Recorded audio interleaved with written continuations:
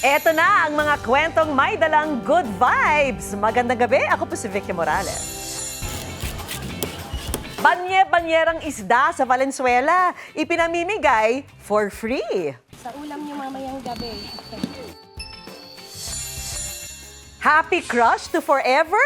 Posible. I know in my heart nga ikaw na ako ang gusto makauban in every season of my life.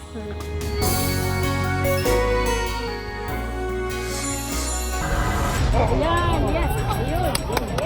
Isang pulis, matapang na sinunggaban ang isang hostage taker sa Bulacan. Nasa isip ko po noon wala akong mangyaring masama.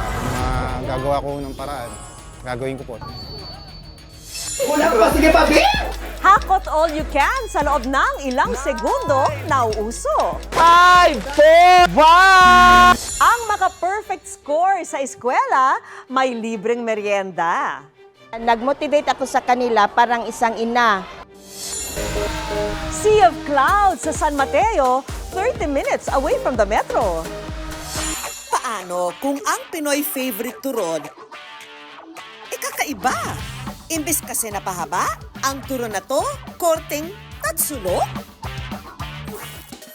Isang lola sa Malabon, halos 5 dekada nang nagtitinda. At ang specialty niya, turon na hugis triangle. Ang hugis tatsulok na turon na ito na kung tawagin ay Valencia Triangulo, sikat daw sa Malabon. Ito raw ang nakasanayang termino ng mga tagalungsod sa turon. Isa na nga raw sa veterano sa paggawa ng turon-licious recipe na ito, ang 80 anyos na si Aling Tessie. 1978 nang simulan niya ang maliit na negosyo ng puto. Nakalaunan ay sinamahan niya ng turon. Noong araw kasi may nagtitinda niyan sa palengke. Nakikita ko lang, wala naman nagtitinda na ngayon. Naisipan ko gumawa. Ordinaryong turon na may lamang saging na sabalang naman daw talaga ang Valencia. Pero dahil hindi raw gaanong mabenta noon, si Aling Tessie, pinalaki ito at pinaandar ang dagdag palaman na pinipig at langka. Kaya naman ang Valencia version niya, dinudumog. Panalo na kasi sa lasa, panalo pa sa presyo. Dahil ang Valencia, mabibili mo lang sa halagang 25 pesos. Sa dami nga ng kanyang mga suki, kaya raw niyang umubos ng 100 pirasong Valencia kada araw. Medyo mahina, mga nasa 100. Kasi hindi ko na kayang gumawa ng marami. Mga 200 yan. Dati 1,000 yung nagagawa ko. Ngayon di na. Tapos, bibigay ko na. 500 kada araw ang target kita ni Aling Tessie. Pero sa tuwing dinudumog daw siya, nadodoble rin ang kita niya. Salamat daw sa turon, nabibili niya ang mga pangangailangan niya nang hindi humihingi sa mga anak. At ngayon na nga, ang maliit na negosyo ni Aling Tessie sa Malabon, unti-unti nang lumago at nagkaroon ng mga reseller. Isa na rito ang pinakamatagal na reseller niyang si Regine. Nag-start ako mag-resell kay Nanay Tessie way back mga 2017 hanggang ngayon. Sa lakas nga raw ng benta ng Valencia, si Regine tumigil na sa trabaho at nag-full-time na sa pagtitinda. Mga 8 years na ako nagre-resell sa kanya. Up to now na hindi na ako nag-work, then continue pa rin ako mag-resell kay Nanay Tessie. Ang pinakamasarap naman daw sa pakiramdam kapag ang kanyang mga suki nagugustuhan ng kanyang paninda. Gustong-gusto ko siya kasi hindi sagi yung loob, tapos crispy yung labas. Masarap sa pakiramdam yun dahil alam mo, nagugustuhan nila yung tinda mo. Kaya bumabalik-balik sila. Pero for today's video, ang huhusga sa Valencia ni Aling Tessie, Sandali lang, Bel. Naantay ko lang yung kakilala ko dito. si ex-PBB housemate and hating kapatid star, Vince Maristela. Isa raw sa mga ultimate favorite ni Vince ang very Pinoy na meriendang turon. All-time favorite ko talaga is turon. Isa din yun sa merienda ko na pagkatapos ng school. Kung saan ako binababa ng classmate ko, may nagbebenta ng turon doon. Doon ako sinusundo ng mom ko.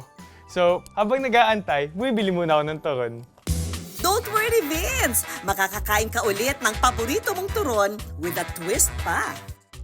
Hello mga kapuso! Welcome sa Outside World!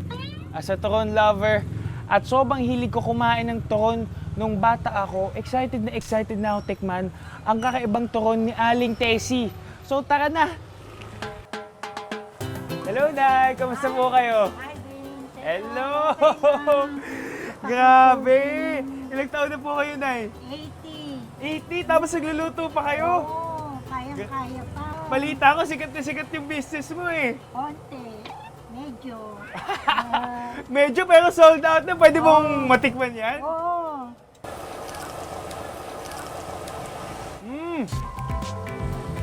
Grabe na yan.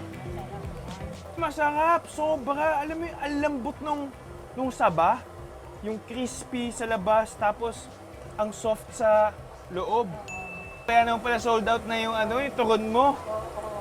Ngayong craving satisfied ka na, Vince, tulungan mo naman si Nanay Rian. Tayo naman yung susubok ng pagluto ng sikat na turon ni Nanay Tessie. Siyempre ako, kayang-kaya ko pa to kasi bata-bata pa ako. Pero isipin mo si Nanay, saya din na matutunan ko kung paano magluto ng turon. First time ko. Ang nalutong turon, binenta na rin ni Vince sa mga tao. Wala eh, kakamayin mo eh. Ganun dito eh. May lagi ka bang bumibili dito? Yes, mula elementary po. Wow! Keep the change na. Tikman niyo muna yung turon. Turon. Thank you po. Ako gumawa niyan.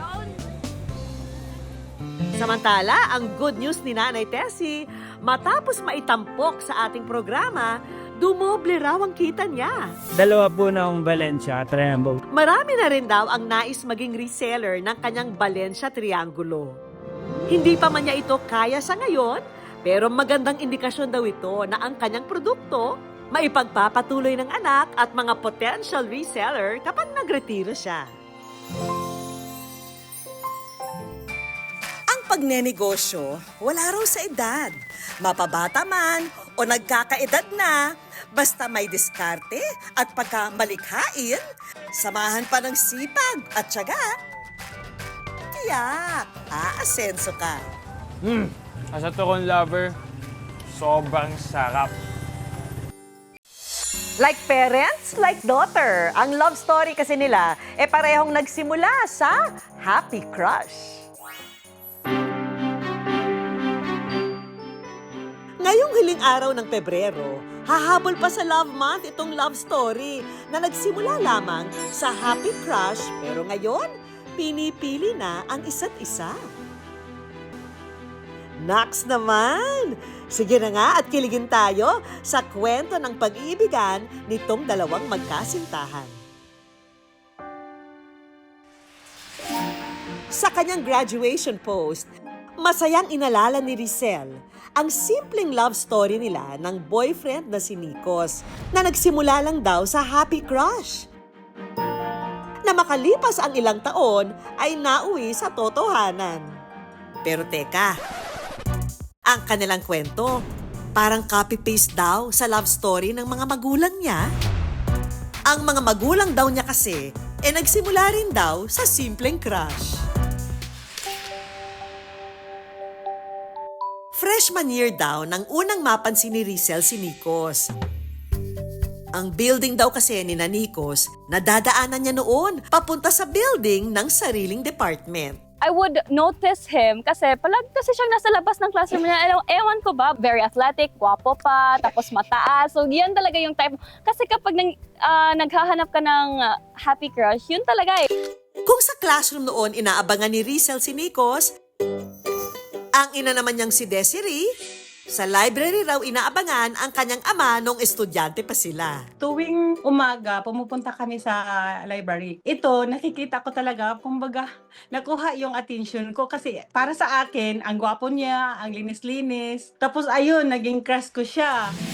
Hanggang sa ang dating paabang-abang at pasulyap-sulyap ng mag-ina, nauwi na raw sa isang seryosong crush. Kahit wala po akong kailangan naman doon sa part ng building nila, talagang dumadaan talaga ako para lang makita siya. At napakalayo pa ng building namin. At tulad na nga ng anak, kilig to the max din si Desiree sa tuwing makikita niya si Arnel nung high school. Tuwing umuwi kami, pag nakita ko siya, sumisigaw ako, nakita ko na ulit yung crush ko. Magkaiba mang mga taon, pareho rin ang heartbreak ang mag-ina. Dahil ang lihim na pagtingin nila noon, nanatiling lihim ng ilang taon. Ang mga crush kasi nila, parehong may mga nobya na. Mayroon akong pagtingin sa kanya. Pero problema doon, may syuta ako dati. So, hindi ako forma sa kanya. Natapos man ang 4 na taon sa high school, hindi naman nagsara ang pinto ng pag-ibig sa kanila. Tila na nga naging mapaglaro ang tadhana dahil ang mga magulang ni Rizel muling nagkita at nagsimulang magligawan. Habang ang simpleng reto naman ng kaibigan ang naging susi sa hindi inaasahang muling pagtatagpo ni Rizel at Nikos. Name niya, Vince Nicolas Catag. Tapos sabi ko, sandali lang, parang familiar yung name. Vince Nicolas Catag. Tapos sinearch ko agad sa phone ko. Tapos chinek ko, oh my gosh. Sabi ko talaga, ito yung happy crush ko. Tapos sabi ko kay Jana, ibigay mo sa kanya yung name ko. Kasi gusto ko yun makachat, ganon, ganyan. I stalked her Facebook profile and then I liked her face. Nagandahan ako sa kanya.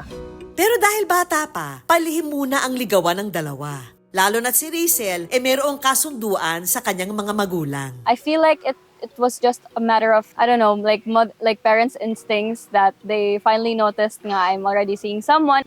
Nalaman mang strikto ang mga magulang ni Rizel, hindi raw nagpatinag si Nikos at buong lakas na humarap sa kanila sa ngalan ng dalagang napupusuan.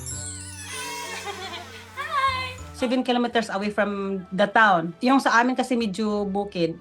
Tapos noon ang hirap pa yung daanan. Kaya pupunta talaga siya kahit ang hirap. Dahil minsan din daw nilang napagdaanan ang pagbo-boyfriend at girlfriend, naunawaan naman daw ng mga magulang ang anak at ibinigay ang kanilang basbas. Lalo pat positibo raw ang epekto nito kay Rizel. Kahit sinasabi ko nga bawal mag-boyfriend, pero pinoprove niya sa sarili niya nga makaya niya yung may boyfriend at saka sa pag-aral. So, na-balance niya kasi. So, nakita naman, nag-Latin honor siya, natuwa naman ako. Pero gaya ng mga fairy tale, hindi palaging masaya ang bawat pahina. Dahil sina Rizel at Nikos, pinaglayo ng distansya ng si Nikos ng ibang bansa. Hindi kami sanay na hindi nagkikita halos everyday. Yun yung naging challenge sa pagiging LDR namin. Medyo mahirap yun sa part sa aming relationship. Mag-sideways yung relationship namin kasi hindi talaga namin alam kung ano yung gagawin namin sa feeling na malayo kami. Naku, paano na ang happy ending ng dalawa? Samantala, tulad ni Rizel at Nikos, sina Desiree at Arnel, dinanas rin daw na maghiwalay. 3 araw lang na kami nagkasyuta. Kasi niligawan ko siya, sinagot ako ng Friday. Pagkabalik ko galing sa probinsya, hiniwalay na naman ako ng 3 araw lang. Hindi 1 linggong pag-ibig, 3 arawng pag-ibig lang. Naudlot man ang kanilang samahan, nagkabalikan ang magkasintahan, at nauwi pa rin naman sa kasalan noong May 18, 2002. At eto pa raw ang tila destiny. Ang mga magulang ni Nikos, May 18 din pala ikinasal. Nung nag-post ako ng anniversary namin, wedding anniversary, friend kami sa Facebook ng parents niya. May post din yung parents ni Nikos na na anniversary din nila. Kaya naman kung ikakasal man daw ang mga anak nila, ano pa nga bang date ang gugustuhin ng mga magulang? Yung date ng May 18 na kasal na namin at saka parents na ni Nikos. Para 3 na kami. Para 3 na mag-celebrate. At ipagdasal namin na sila na talaga. Pero ang tanong, magkakatuluyan naman kaya?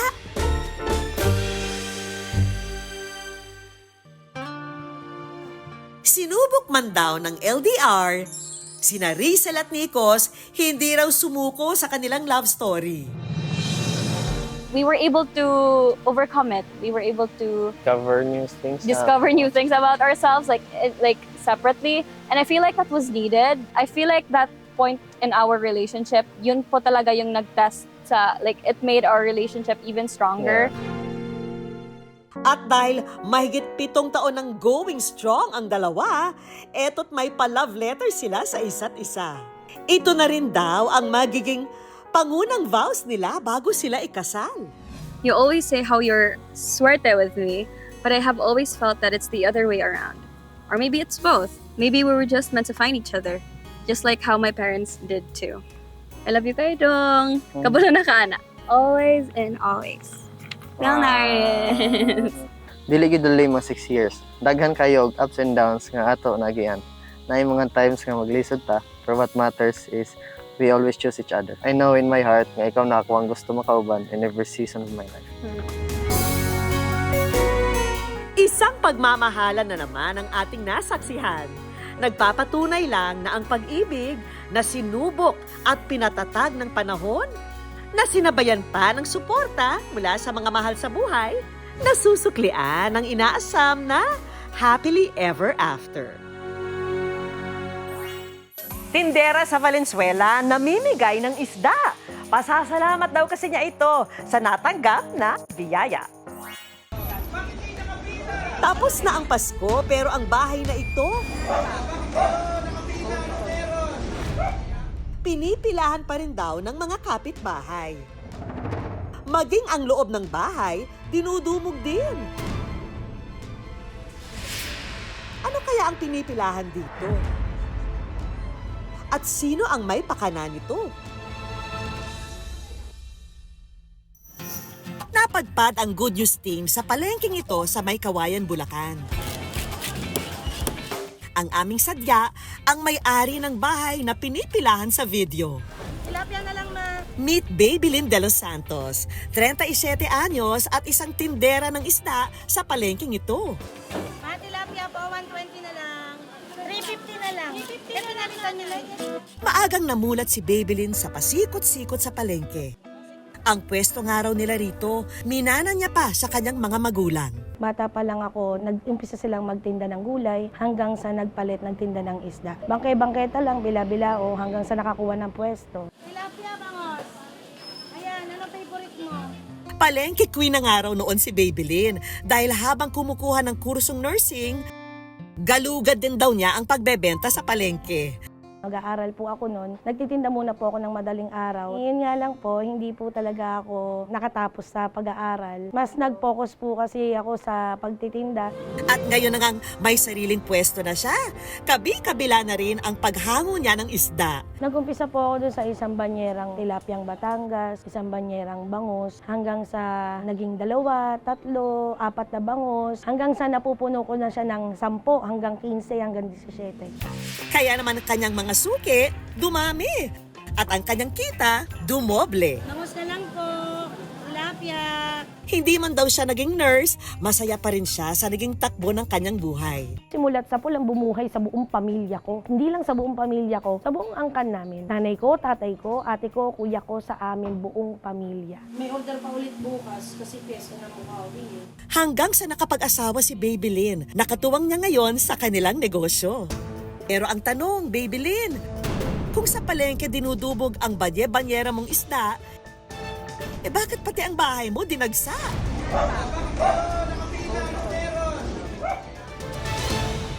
Namimigay din po kami. Nung birthday ko, nag-prepare ako ng 30 kilos. Mga 15 kilos na tilapia, 15 kilos na bangos. Ay, mga mother. Ang pinipilahan pala ng mga tao, itong ipinamumudmod na libreng isda. Nung birthday ko na yon, in-expect ko talaga 30 person lang, kaso dumami sila, naging 60. Pero buti naman umabot, nagkasya pa. Pero paglilinaw ni Babylin, ang pamimigay niya ng libreng mga isda kapag lang daw may natira o tuwing may espesyal na okasyon. Bago pa man daw ang palibreng isda, mahilig ng mamahagi ng tulong si Babylin sa mga tao. Nagpapamigay kami ng tubig, tinapay, hanggang nasa nasundan na nga nung mahal na araw, naisip ko na, bakit kaya hindi ko gawin na isda naman yung ipamigay ko? Gawa ng isda naman din kasi yung hanap buhay ko.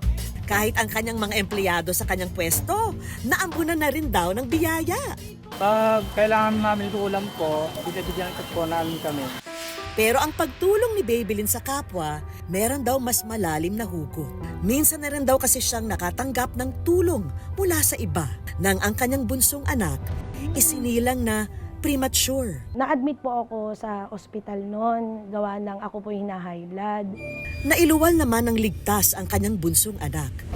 Pero nanatili pa sa ospital ang bata para madagdagan ang timbang nito. Nangihingi nga ng gata sa akin. Talagang pinilit ko na maglabas. Ay kaso kailangan na niya. Nag-post ngayon ako, may tumulong sa akin na dinala talaga sa ospital. Doon talaga nagpapasalamat ako kasi natulungan niya ako doon. At dahil sa minsang natanggap na tulong, si Babylin ang naging mantra, pay it forward. At noon ang araw, kaya naman pala may pila. Mamimigay ulit ng isda si Babylin. Nung nakaraan kasing pamigay ko, marami akong hindi nabigyan na dapat mabigyan. So ngayon, pupuntahan ko sila para bigyan natin. Nay, ulam po. Thank you po.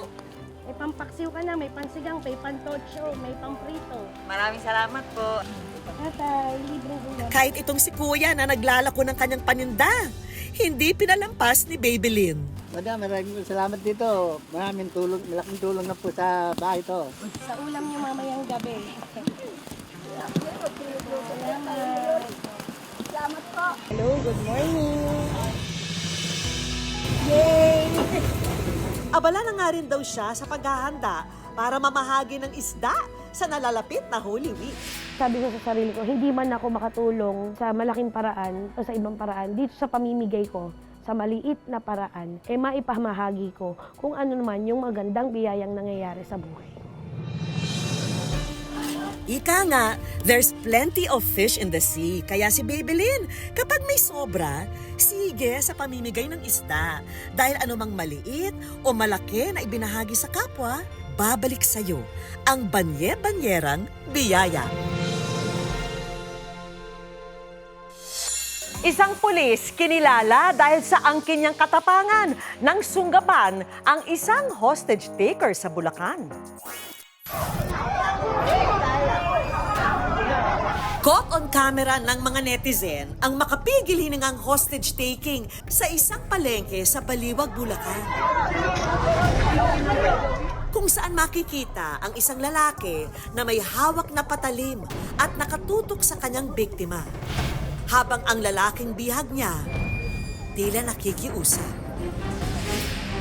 Hanggang sa, mula sa likod,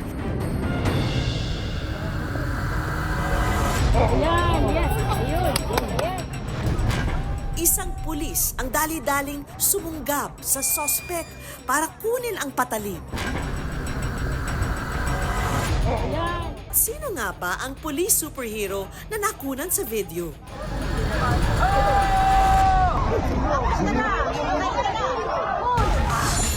Dito sa Baliwag, Bulacan Police Station, nakilala ng good news ang pulis na buwis-buhay na sumunggab sa hostage taker, si Police Master Sergeant Francis Damian. Taong 2018 pa raw nang una siyang madestino sa lugar. Kaya naman ordinaryong araw lamang daw yon para kay Francis. Wala ro siyang kamalay-malay na sa gabing yon, mapapasabak siya sa isang malaking misyon. Isang lalaki na tila wala raw sa wisyo ang biglang nag-amok sa palengke. 2 biktima sa paligid ang nauna niyang saksakin bago hablutin ang isang binatang pahinante na ginawa niyang hostage. Madaling araw nung August 13, tumawag po yung station sa amin habang nagpapatrolya ko kami na meron nga pong nananaksak sa public market. Nabutan nga ako namin, may hawak na siyang hostage. Nakatutok na ako yung kutsilyo dun sa bata. Dadaanin natin sa maayos na negosasyon. Sana wala akong masaktan. Unang beses din daw siyang napasabak sa ganitong hostage taking. At aminado si Francis na siya mismo nakaramdam din ng takot. Nasa isip ko po noon sana po wala akong mangyaring masama. Kung magagawa ko ng paraan, gagawin ko po. Ang nangyaring hostage taking, hindi tumagal ng 1 oras. Habang umiinit kasi ang tensyon, si Francis unti-unting lumapit sa likod ng hostage taker. Hanggang sa nakatsyempo naman po ako, nakita kong medyo nalilibang na po siya or nawala na yung atensyon niya. Saka ko na lang po siya sinunggaban. Ang tensyonadong tagpo, sa wakas, matagumpay na nagtapos. At ang biktima, ligtas na nakalaya mula sa hostage taker. Samantala, sa Candaba, Pampanga, natunto ng good news ang isa pang naging biktima. Pero para sa kanyang seguridad, itatago natin siya sa pangalang Mark, isang security guard.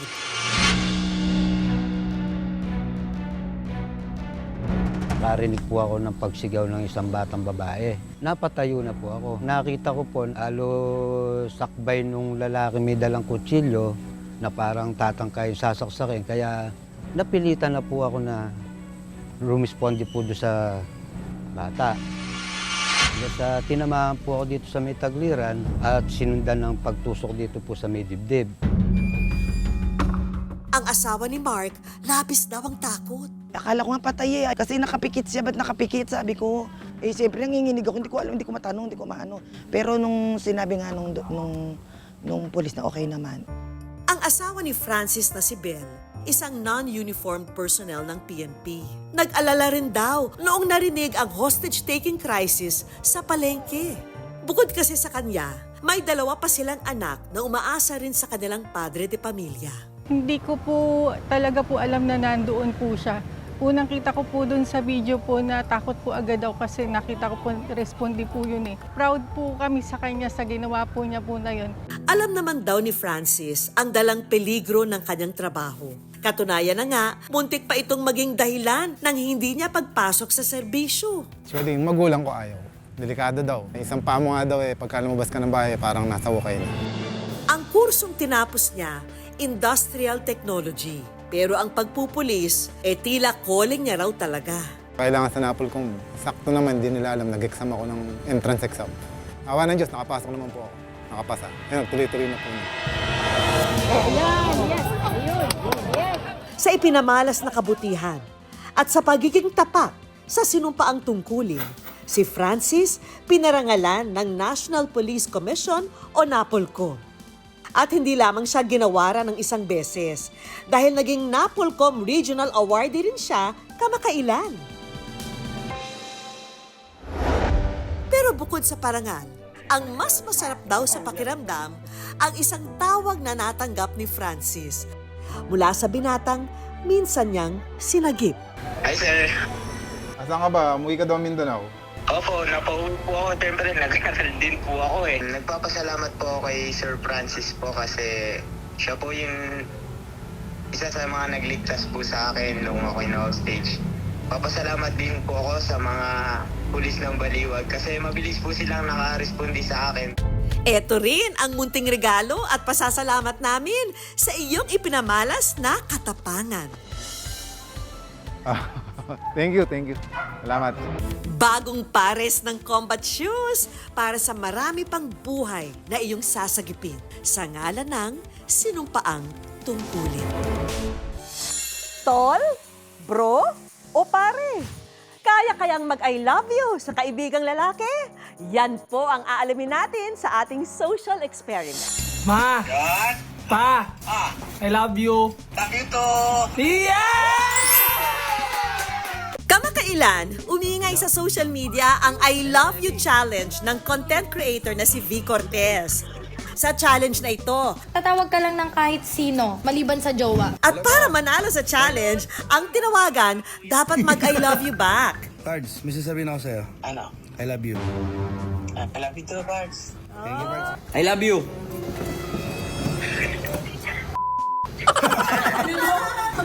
Wala. Kalbo! I love you! Love you. Mami, I love you! I love you. Ito ang naging inspirasyon ng susunod nating eksperimento. Ang mga lalaki kasi na madalas natawaging tigasin, madalas hindi raw nagpapakita ng emosyon. Kaya nilang magsabi ng I love you. Hindi sa kanilang partner o asawa, Kakasa kaya sila? Kakasa ako sa I Love You Challenge. Kakasa ako sa I Love You Challenge. Kakasa ako sa I Love You Challenge. Pero sino kaya ang napupuso ang I love youhan ng mga kapuso nating lalaki? Since 4 years old kami, magkasama namin. Isa sa mga best friend ko. Ang tatawagan ko ay mama ko. Sige na nga, pakinggan na nga natin ang I love you riyan. Magkasama namin until high school. Ayun, tas we just part ways kasi adults. Lugar. Ano pre? I love you pre. Eto, at nabigla na nga ang kanyang kaibigan. Bingi. Ayan. Ano pre? Laro tayo mamaya. Pero success! Subukan naman natin itong si Manong Guard. Mapapa I love you back din kaya ang kanyang tatawagan. Hello anak, I love you. Love you too. Ano yung ginagawa mo? Ala, dito lang. Gumagawa assignment. Mamaya may pasalubong ka sa akin. Naks naman! Paano kaya itong si Kuya? Makakarinig kaya ng I love you too? Kong, I love you, Kong. Love you too. You know. Di pre, salamat pre. I love you ulit. Tila nagulat at nagtaka ang kanyang tinawagan. Love you ulit pre. Love you too. Pero ang talagang aantig sa inyong mga puso e itong pagtawag ni Gilbert sa kanyang ina. Kakumustahin ko po anong lagay sa amin. Kung tuloy-tuloy yung maintenance niya kasi may sakit po. Napag-alaman naming matagal na palang hindi nagkikita ang dalawa. Bilang nag-iisang lalaki sa pamilya, nagtatrabaho siya sa palengke para itulong sa kanyang nanay. Ma, kamusta na po kayo? I love you, Ma. Ito medyo mabuti naman. Saan ka ba ngayon? Dito ako sa Quezon City nagtatrabaho. Ma, meron akong sasabihin sa'yo. Gaano kita kamahal? Mahal na mahal po kayo. I love you po. I love you din, anak. Hindi kita makakalimutan. Ang good news, sinamahan ng aming team si Gilbert para muling bisitahin ang kanyang ina. Nay! Opo. Oo. Ma, kamusta na dyan? Matagal na tayo hindi nagkita.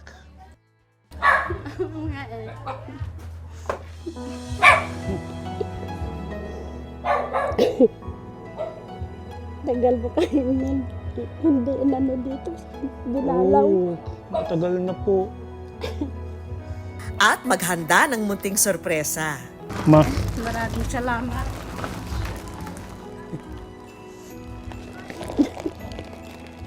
Love you, Ma. Love you.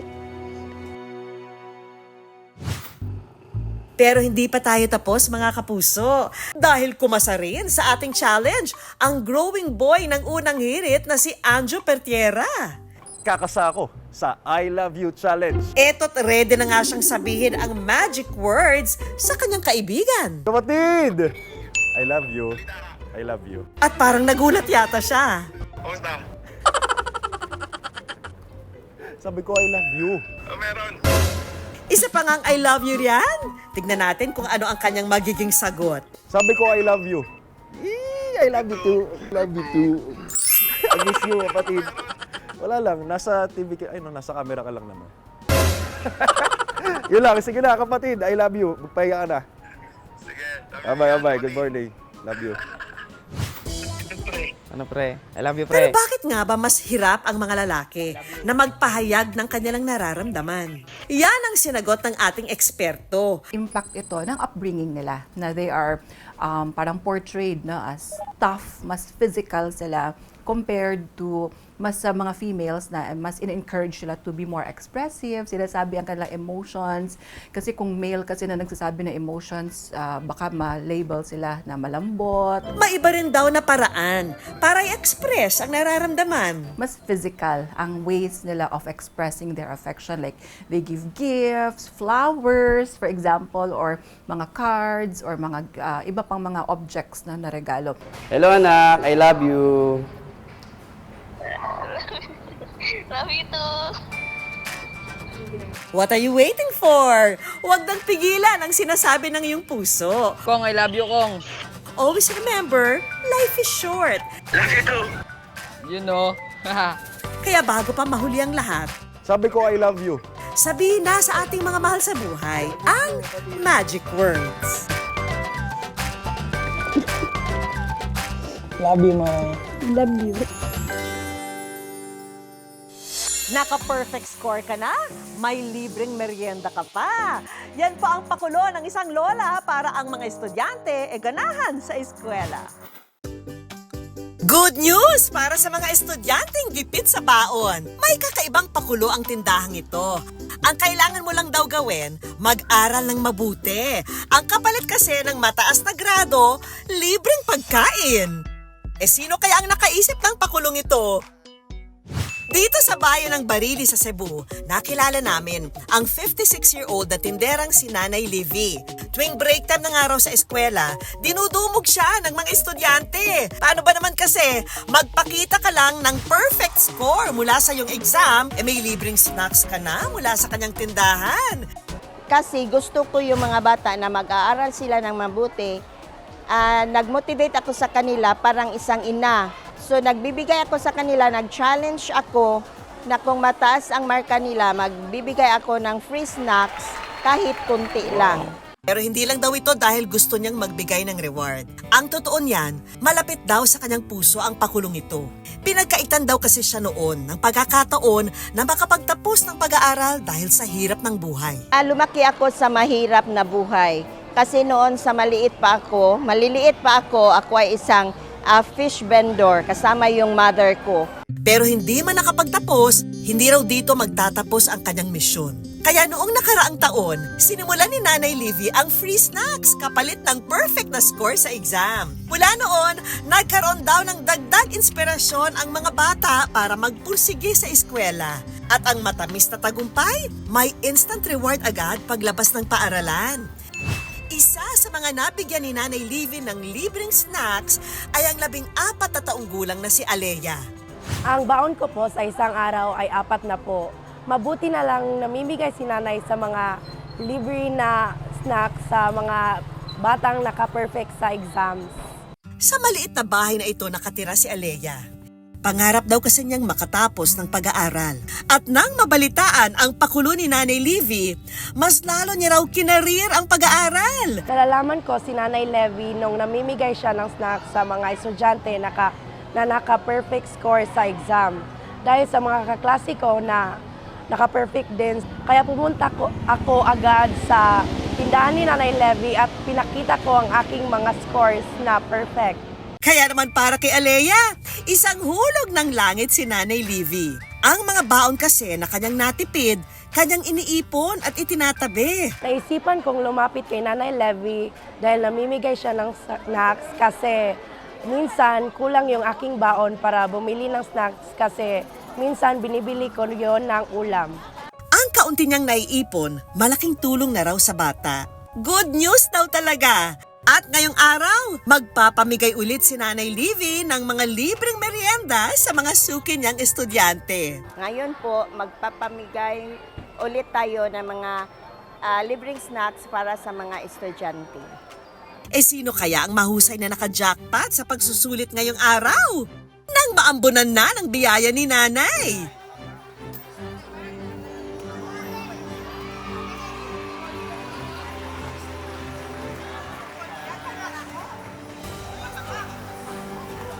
Kaya naman si Nanay Livy, kahit wala pang 1 taon na nagtitinda sa tapat ng eskwelahang ito sa Cebu, napalapit na ang loob sa mga bata. Napakabait ni Nanay Livy talaga. Proud ako sa kanya. Yung pakiramdam ko ay masayang-masaya ako kasi may mga bata akong natulungan. Katulad ng wala namang pera pagdating sa school kasi yung iba naman walang baon. Nag-iipon din siya ng mga coins para pandagdag sa mga free snacks ng kanyang tindahan.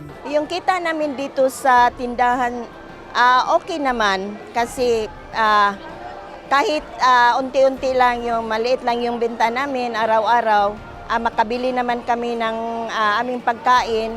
Kasi yung asawa ko may naman siya na e-bike, may income naman siya na kunti lang. Ako po ay mamimigay dito sa school ng libreng snack sa mga bata. Hanggang nandito pa ako nagtitinda at kaya pa naming mag-asawa.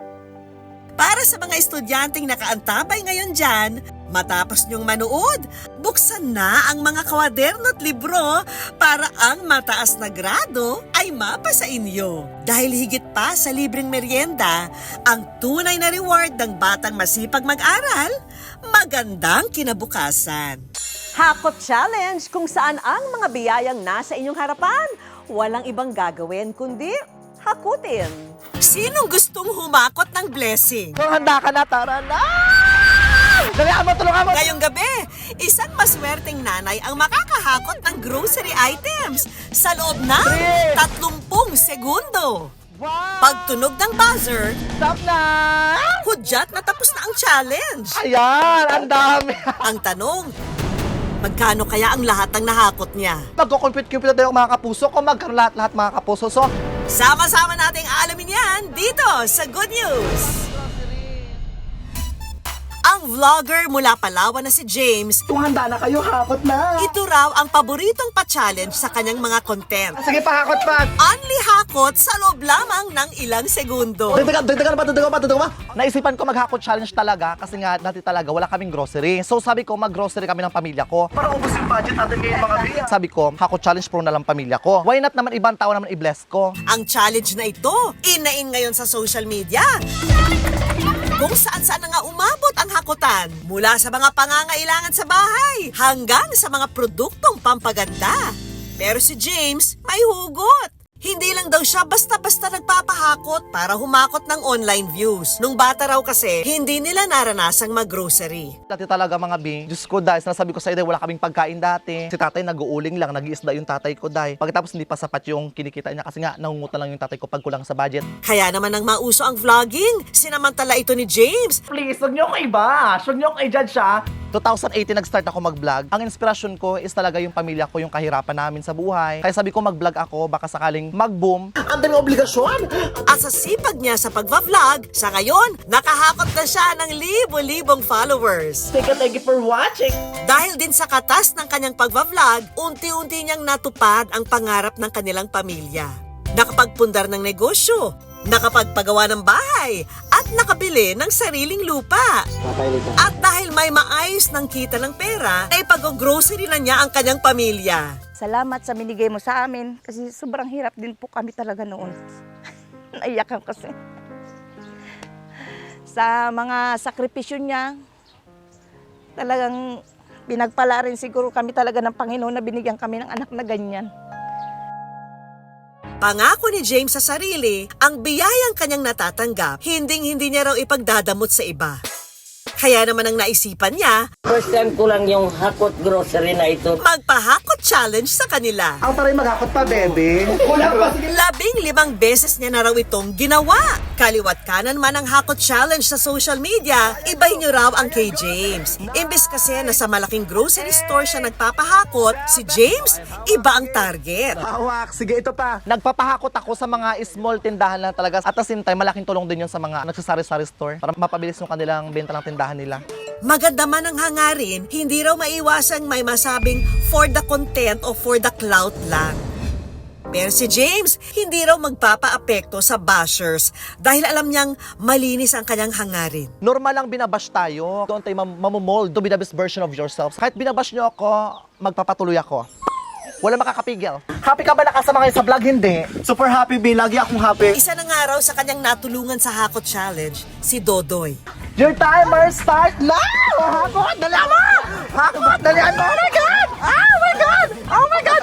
Yung mga pinahakot niya sa akin na yun na yung pagkakataon ko para hakutin yung mga importante na kakailanganin namin sa pang-araw-araw. Nagkakahalaga ng 16,000. Yung iba naman sa mga nahakot groceries ko, yun yung ginawa kong puhunan para magkaroon ng maliit na tiangge. Kaya naman for today's video, hahakot tayo sa tindahan ni Dodoy. At ang maswerteng hahakot, si Juvie. ina sa kanyang 5 anak. Noon pa man daw, pangarap na niyang magkaroon ng maliit na sari-sari store para sa pamilya para pandagdag kita. Pero dahil sa hirap ng buhay, idagdag pa ang sakit nito na goiter, hindi niya raw ito na isakatuparan. Nakita po siguro ni James yung kalagayan ko, na mayroon ng akong goiter, tapos talagang mahirap po yung pamilya namin. Yung trabaho po ng asawa ko ay sakto lang po para sa pagkain ng aking mga anak. Huwag kang mag-alala, Juvie, dahil may hatid na good news sa'yo si James. Ayan, so handa ka na ba sa paghahakot? Handang-handa na! Ayan. Within 30 seconds lang, dapat makahakot ka na. Pagtapos lahat na mahakot mo, babayaran ko! Your timer starts now! Hakot na! Oh my God! Dalihan mo! Tulungan mo! Oh my God! Sige, padamaan mo, Bill! Damihan mo pa, Bill! Damihan mo pa, Bill! Ayan, ang dami, Bill! Ayan! Sige, damihan mo! Oh, ayan pa! Sige pa, hakot pa! Hakot pa lahat yan, babayaran ko! Sige pa! 10, 9, 8, 7, 6, 5, 4, 3, 2, 1! Stop na! Mukhang nakarami ka, Juvie, ah. Pwede bang utang? Hindi pwedeng utang, hindi uso yan ngayon, no? At ang total na nga ng nahakot ni Juvie, 3,800 pesos worth of groceries. Sobrang pasasalamat ko sa'yo kasi sa napakalaking puso mo, isa ako sa napili mo. Yung sobra nito, mag-start ako ng maliit na sari-sari store. Wow! Oh my God! Pangarap ko talaga yun, B. Hindi lang yan, para mapa-check up ang kalagayan ng iyong sakit na goiter. May dagdag pa kaming regalo para sa iyo. Nagbigay sa ng konting cash, pandagdag. Ay, thank you.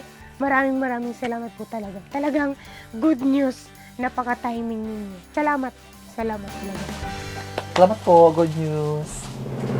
Kung napanood nyo ang Good Vibes kwento na ito, baka sign na yan na may paparating din sa inyong biyaya. Sama-sama nating i-manifest yan. At kapag dumating na ito sa inyong harapan, dapat handa rin ang inyong mga kamay sa matinding hakutan. Di sing layo pero sing ganda, tulad ng sa Cordillera. Tara na sa Sea of Clouds na 30 minutes away from Metro Manila. Unti-unti nang nagpaparamdam ang tag-init. Wow! It's the best time to make travel memories.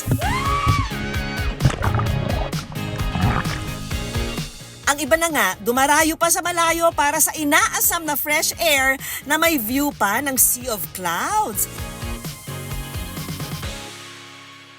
Pero yung iba, sa dami ng taong nakasabay, ganito na ang kinalabasan. Sea of Crowds!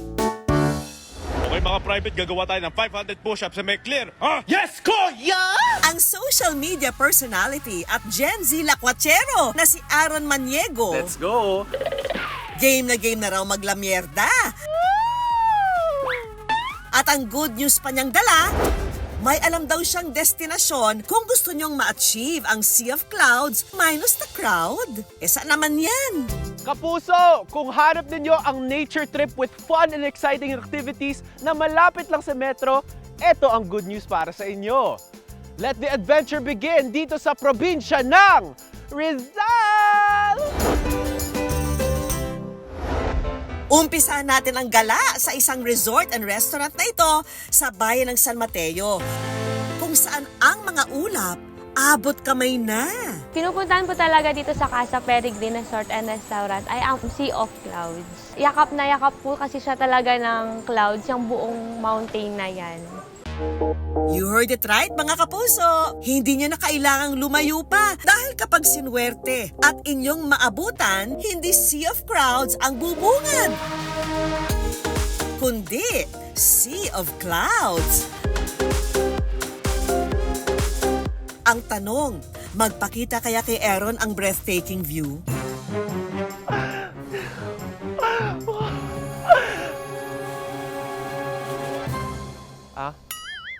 Nako, mga kapuso, hindi po nagpakita yung Sea of Clouds, ginost po tayo. Ganun pa man, ano po, tignan niyo naman yung view dito, di ba? Napakaganda pa rin regardless. Makikita po ninyo yung kasa-sunrise pa lang, tapos the light is gently, reflecting towards the earth. Wow! Ang Ang tip nila sa mga bibisita, isakto ang inyong punta. Kapag may panakanakang pag-ambon sa kalangitan, dito raw kasi pinakamaganda ang kanilang Sea of Clouds. Naging mailap man ang Sea of Clouds ngayong araw. Heaven pa rin ang pakiramdam. Sa mismong view deck, bubungad sa'yo ang 360-degree view ng bulubundukin ng Sierra Madre. Ang nagustuhan ko pa po dito mga kapuso is that napaka-instagrammable po ng lugar na to. Kung makikita nyo, meron silang mga iba't ibang picture spots sa lugar na to. Dito sa San Mateo, hindi ka lang magmamasid ng magandang tanawin. Mapapasabak ka rin sa rope course activities.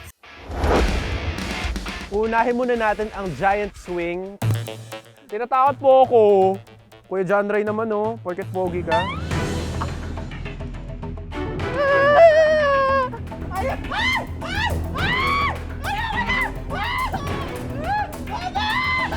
Chill-chill lang sa simula habang iniuugoy ang swing.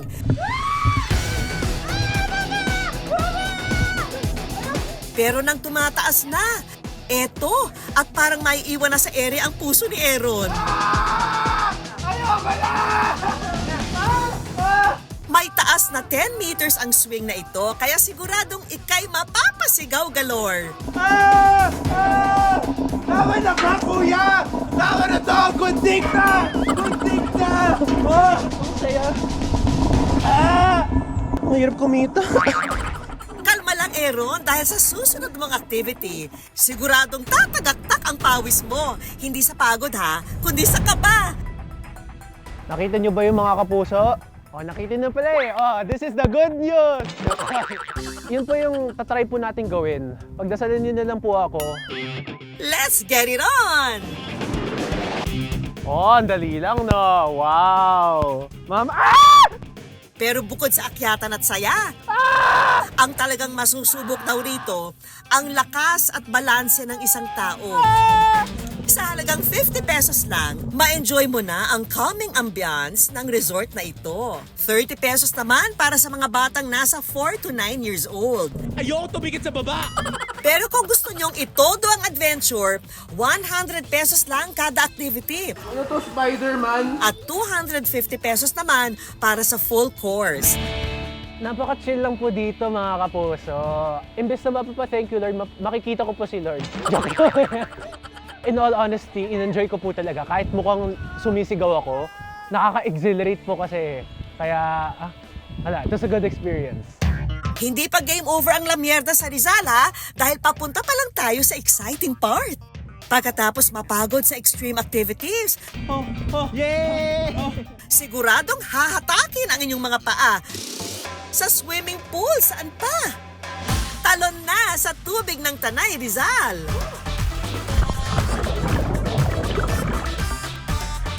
Binuksan ko ito mga 6 years ago para lang mabigyan ng hanap buhay ang community. Pero yung inano natin sa kanila, yung kung paano mahalin ang kalikasan. Itong swimming pool, ang tubig nito is mineral water. Nakapalibot ang mga halaman sa swimming pool, pati na rin ang view ng Sierra Madre. Yung swimming pool nila dito, sobrang perfect way to end the day, I think. Napaka-presko lang talaga. Mula sa napakagandang resort na ito, walking distance lang ang ilog na pinakamalinis daw sa buong Region 4A. Ayan mga kapuso, after 5 to 10 minutes of walking, nandito na po tayo sa Daraitan River. Ang refreshing at malamig na tubig nito nagmumula pa sa bulubundukin ng Sierra Madre. Perfect pang cool down ngayong tag-init. Sobrang lamig, sobrang fresh ng tubig. And I've never seen a river that clear. Harap! 4,000 ang babayaran for overnight stay sa resort. Pero ang good news, mula rito sa resort, libre na papunta sa Daraitan River. Kung didiretso naman sa ilog ng walang accommodation, pwede pa rin. 20 pesos ang kailangan nyong bayaran para sa environmental fee.